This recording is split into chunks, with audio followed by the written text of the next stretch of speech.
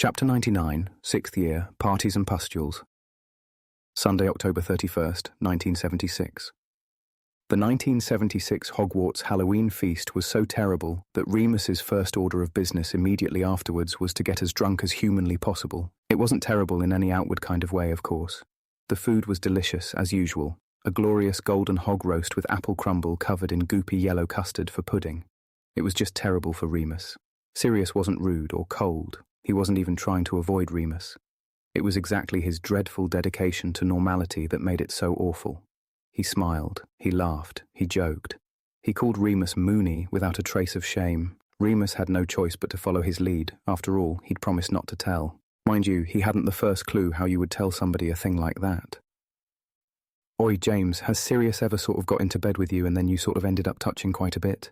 Oh God, what if he had? There was also Lily, of course, the most sympathetic person Remus knew after James, though the thought of talking to a girl about that sort of thing was mortifying. Mary was the most sexually experienced person Remus knew, and he absolutely, 100%, could not talk to her about Sirius. Not that she'd have been upset. As the party got into full swing, Remus knocked back 3 shots of whiskey as soon as the opportunity presented. Mary descended from the girls' dorm, dressed to kill in a very tight red dress, which made even Remus stare for a few seconds. Roman Rotherhide of Ravenclaw was first to offer her a drink, and the two spent the rest of the evening entirely absorbed in each other, in one way or another. Remus skulked by the record player for a bit, deliberately putting on the most abrasive, least danceable records he could find. The Stooges' We Will Fall, swiftly followed by Sister Ray, then some Captain Beefheart for good measure. Eventually he was overpowered by a group of 4th-year girls who ganged up on him clutching David Cassidy and Bay City Rollers LPs. After that, he devoted himself to the punch bowl. Sirius was having a good time, obviously. He and James were gregarious hosts, as always, making the rounds like the good pure-blood heirs they were.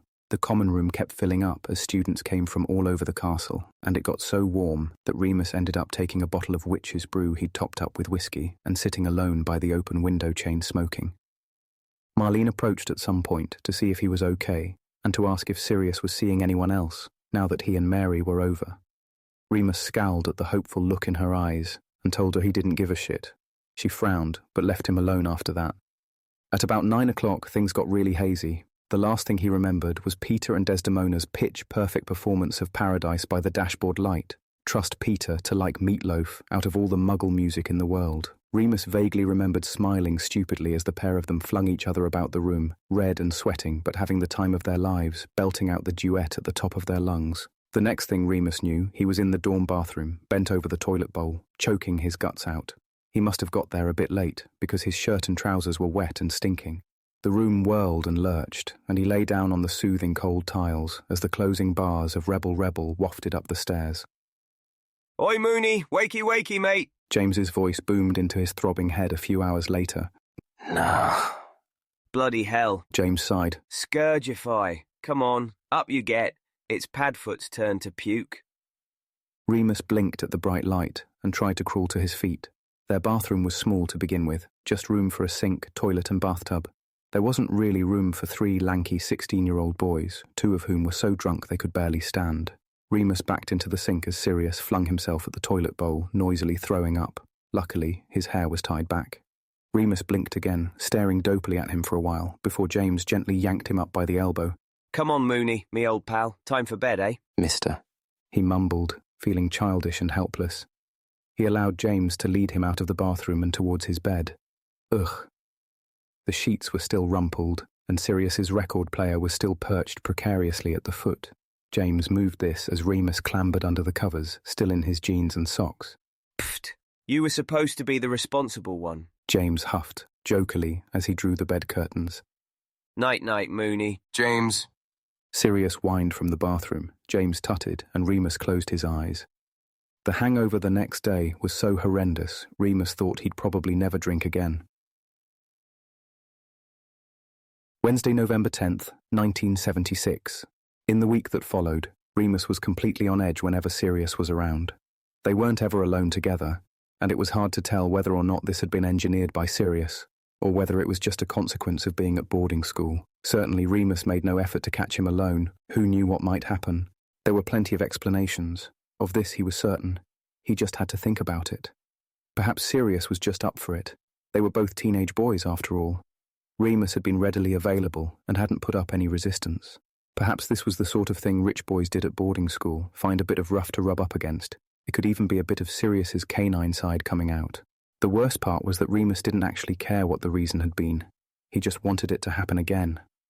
As guilty as he knew he ought to feel, he spent every night lying in his bed and wishing that Sirius would come creeping over, or that he, Remus, had the courage to get up and go to Sirius himself. But the courage never came, and after a week, which comprised Sirius's birthday, a Hogsmeade weekend, bonfire night and a full moon, Remus simply had to try and give up on it.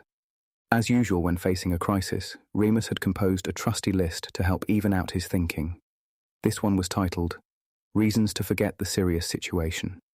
This last point was the most salient. A contributing factor to Remus's messy downfall at the Halloween party had been Sirius's dogged attempts to flirt with every girl in the room over 15. Extremely successful attempts. By the time the next weekend rolled around, it was common knowledge that Sirius was now casually seeing Avni Chaudhry, the Hufflepuff who had enchanted the pumpkins to glow in the dark. This was a familiar situation by now, and Remus was at least glad that he wasn't a prefect anymore and ran no risk of stumbling upon Sirius and Avni snogging in the astronomy tower.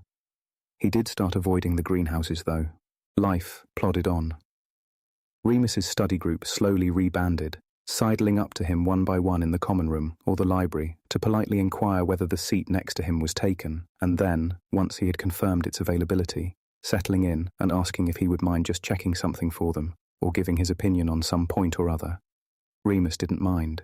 It was a good distraction, and much healthier than getting stoned at least. Christopher did not join in, but Remus supposed he might just be busy with his OWLs. The third full moon of the year went just as well as the previous two. James swore he'd caught sight of a unicorn, really this time. And the lessons with Madame Pomfrey became an unexpected delight to the point where Remus was now competent at healing minor abrasions and bruises. No more TCP for him. So really, he told himself repeatedly, he, Remus John Lupin, had no reason at all to be unhappy. Everything was as it should be. Even James and Lily were getting along without any hexes or curses being thrown. The emptiness was only inside him. His outer life was fuller than ever. In light of all of this, he was quite surprised to receive a letter one quiet afternoon in the library. Actually, received a letter might be overstating it. A paper aeroplane stabbed him in the back of his head while he was trying to concentrate on converting an Agrippan arithmetic equation into the Chaldean form. He hissed in pain and grabbed it, glaring around. He was alone, but he knew exactly who was to blame. James's locomotor charms were legendary. He unfolded it, smoothed it out, and began to read. Marauders assemble. We have lain dormant too long. Tonight, midnight, garden tapestry, mischief. He couldn't help but smile. They hadn't done a proper prank in ages. Thursday, November 11th, 1976, midnight. Who's that? It's me. Oh, hiya, Mooney. You found the cloak then. Sirius with you. I thought he was with you. Nah, I had patrol. What about Wormtail? He's here on my shoulder. We didn't fit otherwise. You two are making so much noise. Padfoot, Prongs. how did you get here without the cloak? I walked, you wuss. Lucky Filch didn't see you. I was born lucky. The garden tapestry was on the ground floor, only a few yards away from the entrance to the dungeons. From this, Remus had surmised that the prank would be aimed at Slytherin. He was not wrong. James had a very large wooden box with him, which he was propelling along with his patented locomotion charm. Some of the bubotubers accidentally crossbred with some puffball mushrooms, he whispered as they crept down the stairs to the dungeons. Professor Sprout asked me to chuck them on the compost heap, but I thought that would be a waste. Where are we going to put them? Sirius whispered back, excitedly. Well, I don't know this year's Slytherin password. Any of you? They all shook their heads, except for Peter, who, still perched on James's shoulder, gave a negative-sounding squeak. James sighed, only mildly disappointed. Then I thought we could probably just leave them scattered about a bit. They're just about ready to spore, I reckon. Once they had reached the dingy, cave-like lower levels of the castle, Peter transformed back into himself, and James set down his crate. He lifted the lid to present a bounty of at least 100 large, yellowish, gently pulsating mushrooms. Ugh, Peter said. Yep. James grinned, lifting one carefully out of the box. It was about the size of a tennis ball. Don't squeeze them. They're full of pus and ready to blow. This is going to be excellent. Sirius grinned, reaching in and grabbing two. They quickly and efficiently began squirreling away the weird, pimpleish fungus, behind sconces, over doorways, under carpets, and inside suits of armour. The puffball bubotuber hybrids were throbbing unpleasantly in their hands, and Remus thought James was right. They were ready to go off at any minute, leaving the dungeons covered in foul-smelling yellow pus. They had maybe half finished with the box when Remus's ears pricked. He had the strange sense he was being watched. Whirling around, he spotted the glowing yellow eyes of Mrs. Norris, peering around the corner with that smug, spiteful look on her squashed face. Shit, He whispered. quick, look. Oh, bugger. James said. You three take the cloak and hide, Who's there? Filch's voice barked. Quick! James hissed and began running in the opposite direction. Peter, Sirius and Remus looked at each other before telepathically deciding to duck into the nearest open doorway, which just so happened to be the girls' loos. That fucking cat has it in for me. Sirius muttered. Ever since I became an animagus. You can talk. Peter replied testily, wringing his hands. Remus had dragged the box of mushrooms in behind them and was desperately looking for a place to hide it. Push it in front of the door. I don't think that will. Locomoto. No. Sirius was not as good at this charm as James. He always put a bit too much force behind it.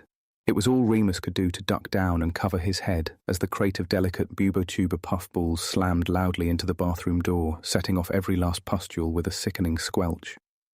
Peter disappeared completely, shrinking down to rat size at the very last moment and scuttling down the nearest drain for refuge. Sirius, ever confident in his abilities, simply stood there looking stupid as gallons and gallons of pus exploded in his face, coating the entire bathroom in the process. It was sometimes very easy not to idolize Sirius Black.